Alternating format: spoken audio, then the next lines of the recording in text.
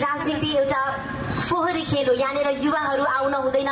अथवा भनौँ न यो चाहिँ त्यस्तो खालके व्यक्तिहरू मात्रै खेल्छन्, यो कुराबाट चाहिँ हामी टाढा हुनुपर्छ भन्ने कुराहरू आइरहेको बेलामा मलाई के लाग्छ भने व्यक्तिगत रूपमा र राष्ट्रिय परिवर्तन पार्टीको पनि धारणा त्यही नै रहेको छ कि त्यो फोहोरी खेल हो, त्यहाँ फोहोर छ भनेर हामी जाँदै नजाने होइन, त्यो फोहोरलाई सफा गर्ने साहस हामी युवाहरूले नै गर्नुपर्छ। अबको पुस्ताले हामीले त्यो साहस अनि त्यो आँट गर्यो भने मात्रै अबदेखि आउने पुस्ताहरूले त्यो त्यसलाई हेर्ने नजरिया उहाँहरूको बदल्न सक्छ र जुन खालके परिस्थितिबाट हामी गुज्रिरहेका छौँ त्यो परिस्थितिभन्दा धेरै राम्रो अनि त्योभन्दा धेरै नै राम्रो खालके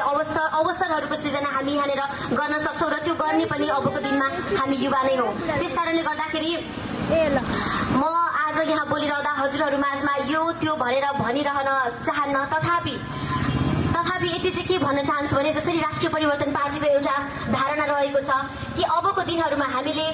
परिवर्तन ल्याउनु पर्ने राजनीतिक क्षेत्रमा एउटा सिस्टमको चेन्जको कुराहरू छ, त्यो सँगसँगै राजनीतिज्ञ व्यक्तित्वजीवहरूको क्यारेक्टरमा आउनुपर्ने चेन्ज,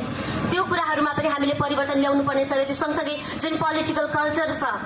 सिस्टम, यानि कि अहिले जुन सिस्टम छ त्यो सिस्टमको विषयमा पनि अगाडि नै भनिसकेको छ, जुन अन्तर्गत राष्ट्रिय परिवर्तन पार्टीको पहिलो एजेन्डामा नै हामीले प्रत्यक्ष प्रणाली भनेर राखेका छौँ।